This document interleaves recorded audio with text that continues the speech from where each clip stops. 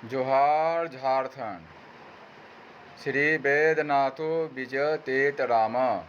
आज हमने general studies में निम्नलिखित करंट अफेयर और राजनीति शास्त्र में भारतीय संविधान के बारे में इम्पोर्टेंट पॉइंट मैंने जो तलेट किया है वह आपके सामने प्रस्तुत कर रहा हूँ।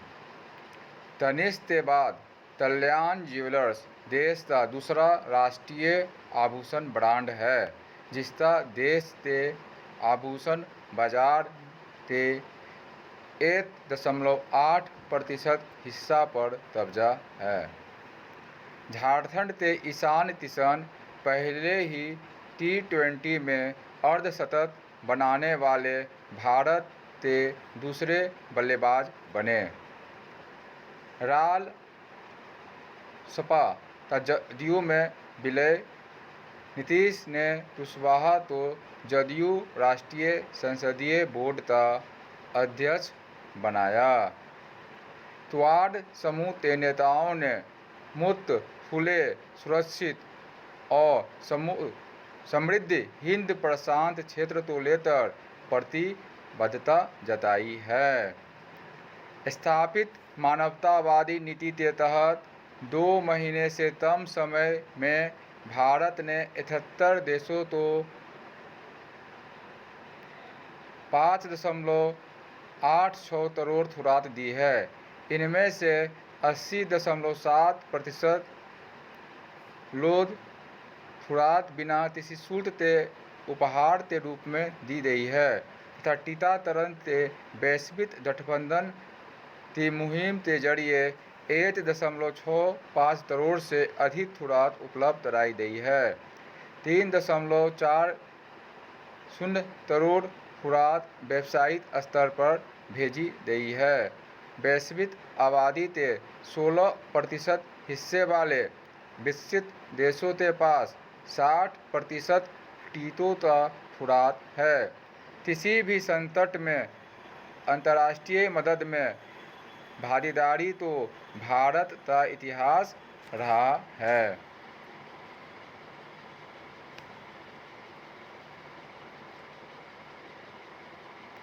भारत द्वारा भेजी गई खेप का कम से कम आधा हिस्सा सबसे कम विकसित देशों को तथा इसका 1/3 भाग छोटे द्वीपीय देशों को मिला है।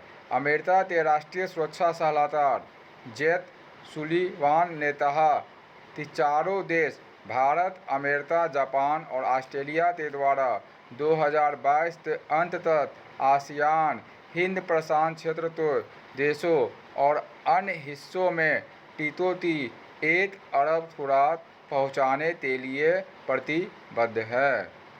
इस संकल्प को अमेरिकी तकनीक, जापानी और अमेरिकी वित्त तथा ऑस्ट्रेलियाई परिवहन क्षमता के साथ भारतीय उत्पादन क्षमता के परस्पर सहयोग और सहकार से साकार किया जाना है।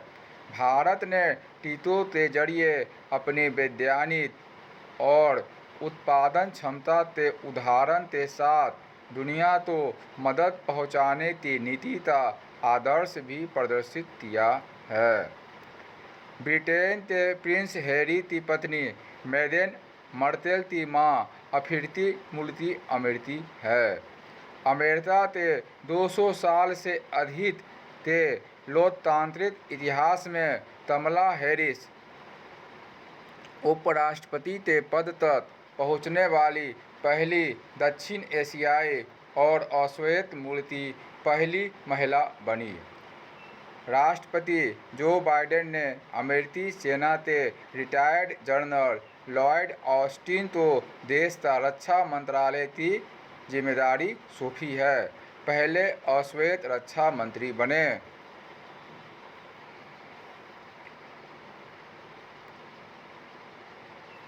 दक्षिण अफ्रीका के पीटरमारिट्सबर्ग के रेलवे स्टेशन पर सन 1893 में महात्मा गांधी के खिलाफ नस्ल भेद की घटना हुई थी।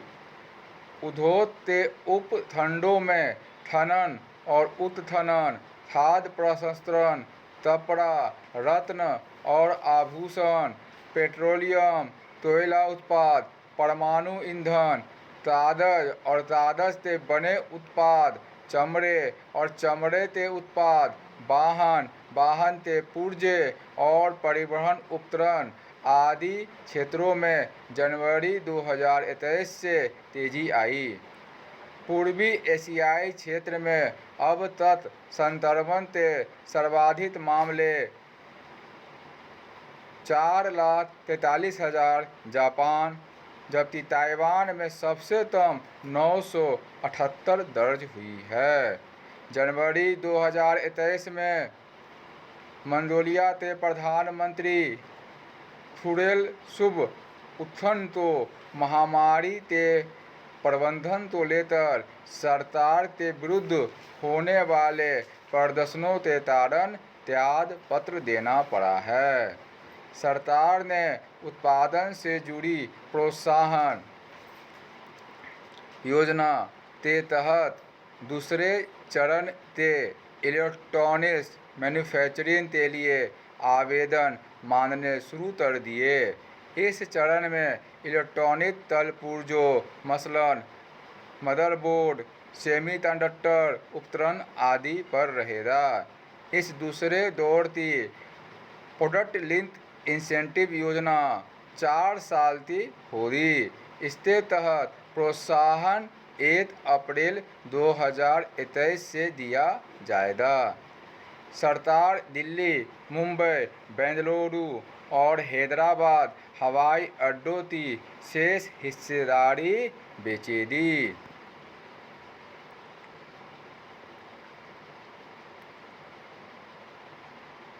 नागर विमानन मंत्रालय ने क्षेत्रीय हवाई संपर्क योजना के तहत 392 मार्गों के लिए बोलियां आमंत्रित की है। इस योजना का मकसद घरेलू हवाई संपर्क में सुधार करना और विमान यात्रा को सस्ता बनाना है। मंत्रालय में संयुक्त उषा पाधी ने कहा कि विशेष उड़ान 4.1 बोली दौड़ में प्राथमिकता वाले मार्गों के लिए बोलियां मांगी गई है। ये मार्ग अभी तक उड़ान के तहत नहीं आते हैं।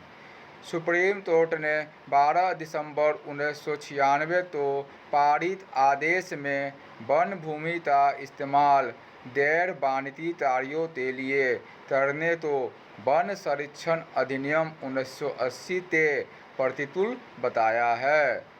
2023-22 के बजट में निजीकरण पर काफ़ी जोर दिया गया है। दुनिया में कोरोना संक्रमितों की संख्या 12 करोड़ के पास पहुंच गई।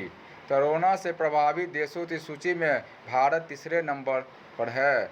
अमेरिका में 3 करोड़, ब्राज़ील में 1.14 करोड़ और भारत में 1.13 करोड़ लोग संक्रमित हैं। भारत में कोरोना के मामलों के बढ़ने की वजह ब्राज़ील स्ट्रेन है। संयुक्त राज्य अमेरिका में संघीय संविधान के अलावा प्रत्येक राज्य का अपना अलग संविधान है।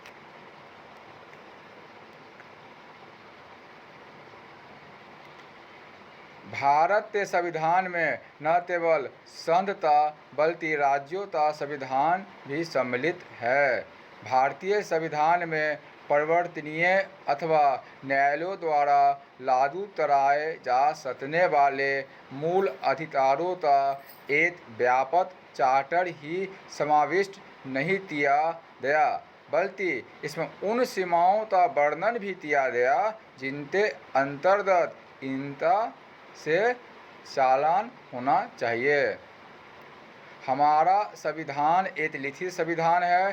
हालांकि परंपराओं और प्रथाओं की विशेष भूमिका को भी नकारा नहीं जा सकता, बशर्ते वे संविधान के उपबंधों के अनुरूप हो। हमारा संविधान तो अनम्य तथा नम्य का मिश्रण कहा जा सकता है, क्योंकि संविधान के कतिपय उपबंधों यथा अनुच्छेद 2, 3 तथा 4 और 169 ता संशोधन साधारण विधान की तरह संसद के दोनों सदनों में साधारण बहुमत द्वारा किया जा सकता है। अन्य उपबंधों का संशोधन अनुच्छेद 368 के अधीन संसद के दोनों सदनों द्वारा प्रत्येक सदन में उपस्थित तथा मतदान करने वाले सदस्यों के 2/3 विशेष बहुमत और तुल्य सदस्यों के बहुमत द्वारा किया जा सकता है। केवल कुछ उपबंधों के मामले में संशोधन के लिए संसद के दोनों सदनों के विशेष बहुमत के अतिरिक्त आधे से अन्य राज्यों के अनुसमर्थन की आवश्यकता होती है। अमेरिकी संविधान परिसंघीय है।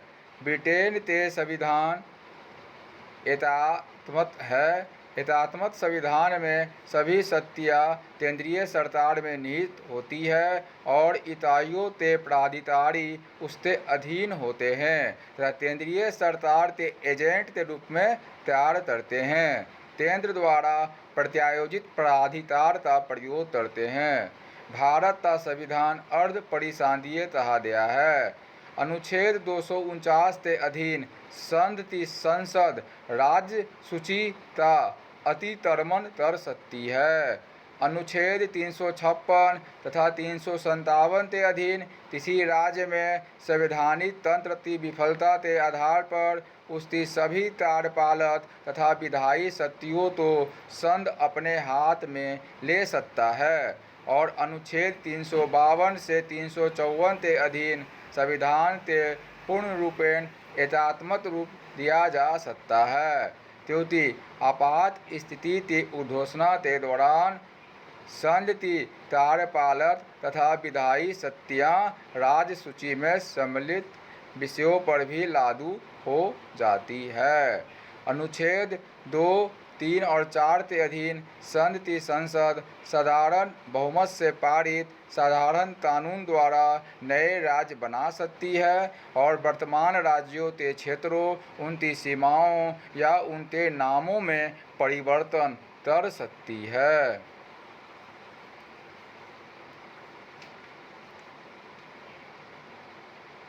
संविधान के मूल पाठ में कहीं भी फेडरल या परिसंघात्मक या फेडरेशन परिसंघ शब्द का प्रयोग नहीं किया गया।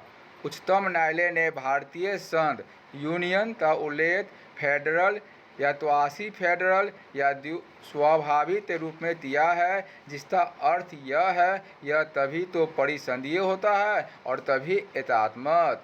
भारत एक गणराज्य है, उसका अध्यक्ष राष्ट्रपति होता है, उसी में सभी कार्यपालक शक्तियाँ निहित होती है तथा उसी के नाम से इनका प्रयोग किया जाता है।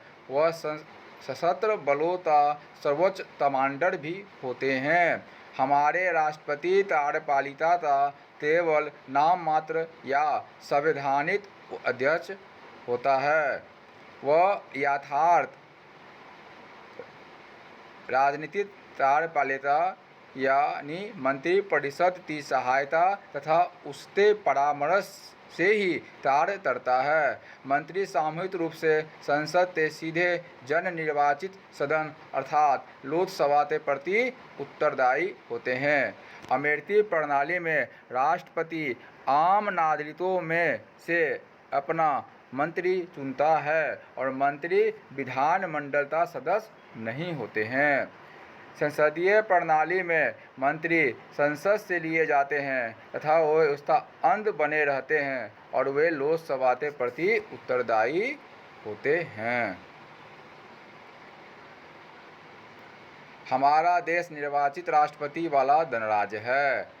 अमेरिकी प्रणाली में उच्चतम न्यायालय सर्वोच्च है क्योंकि उसे न्यायिक पुनरीक्षण तथा संविधान के निर्वचन की शक्ति प्राप्त है।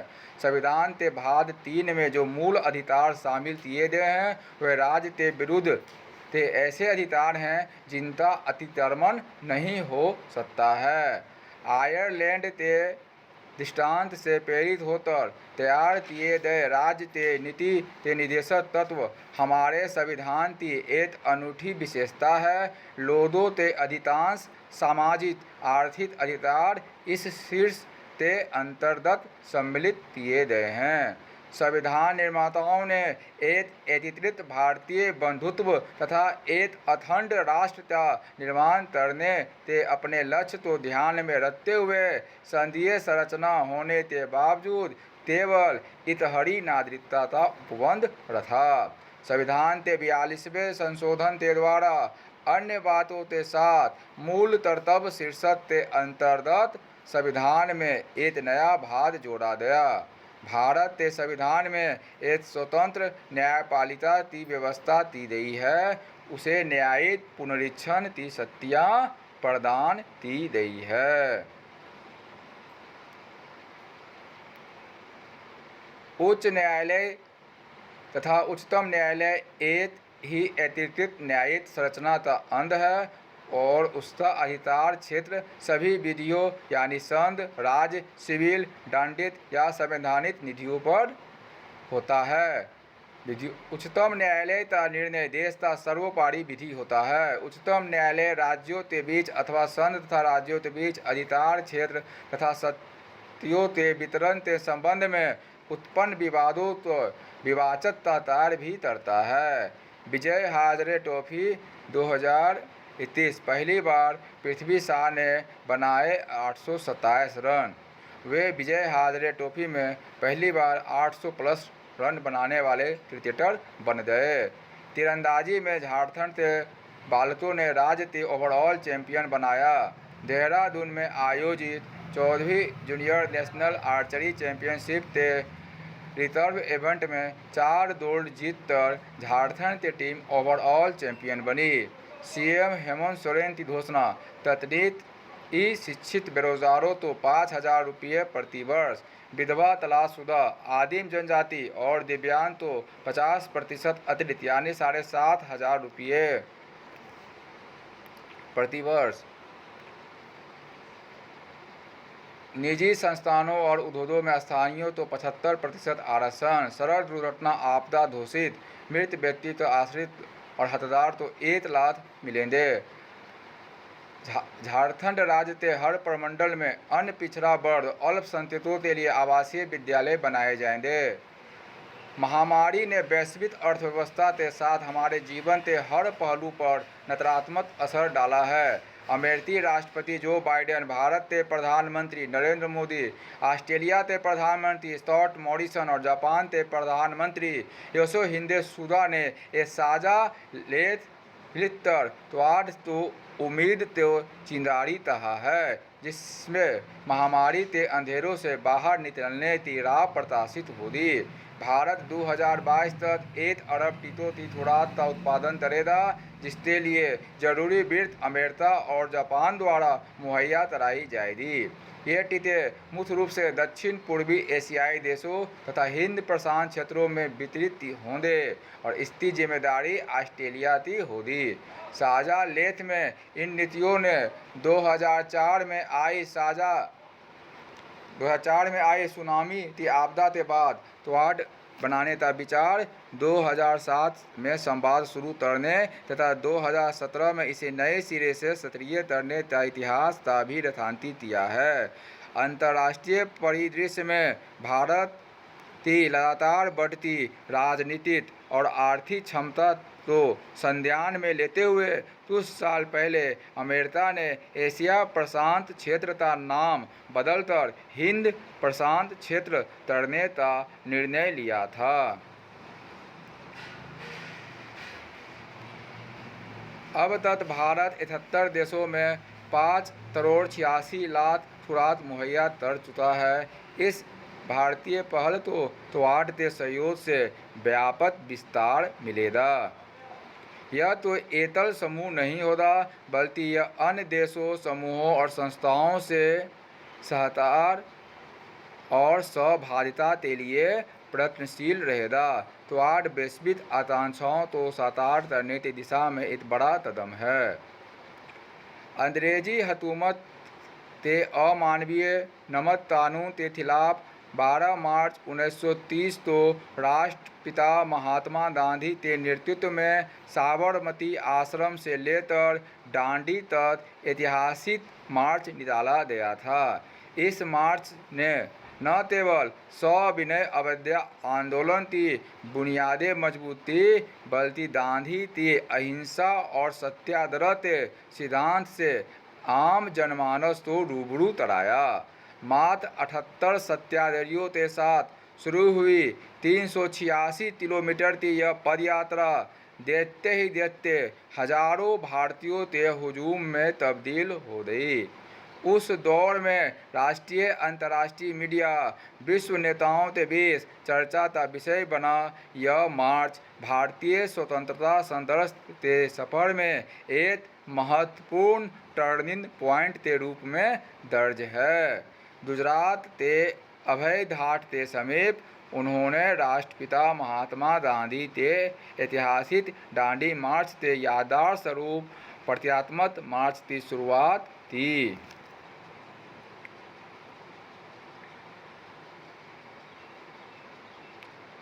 31 दिवसीय मार्च कार्यक्रम आज़ादी के अमृत महोत्सव का पहला कार्यक्रम है। वास्तविक मार्च तो ही तरह 81 लोग दांडी मार्च कार्यक्रम में शामिल होंगे। दांडी मार्च के साथ साथ गांधी जी से जुड़े 6 महत्वपूर्ण स्थानों पर अनेक कार्यक्रमों का आयोजन किया जाएगा।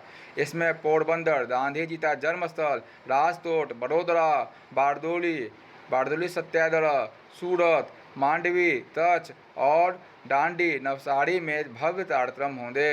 12 मार्च से 6 अप्रैल 1930 ब्रिटिश सरकार के अनुचित नमक कानून के खिलाफ वर्ष 1930 में महात्मा गांधी ने साबरमती आश्रम से दांडी तक 24 दिनों की ऐतिहासिक पद यात्रा की थी। नमक सत्याग्रह को लेकर गांधी जी की योजना पूरी तरह से सफल रही। नमक सत्याग्रह सविनय अवज्ञा आंदोलन के रूप से पूरे देश में फैल गया। इस दौरान पूरे देश में पूर्ण स्वराज और मुहर हो गया। लोगों ने अंग्रेजों द्वारा थोपे गए कई तरह के टैक्सों को भुगतान करने में इनकार कर दिया। इससे ब्रिटिश शासन को अपने पतन की शुरुआत का एहसास हो गया। 5 मार्च 1931 को महात्मा गांधी और इरविन के बीच समझौता हुआ। सभी राजनीतिक बंदियों की रिहाई की जाएगी। नमक एकत्र करने और बेचने की सबको अनुमति होगी। नमक कानून को खारिज किया जाएगा। कांग्रेस पर लगा प्रतिबंध हटाया जाएगा।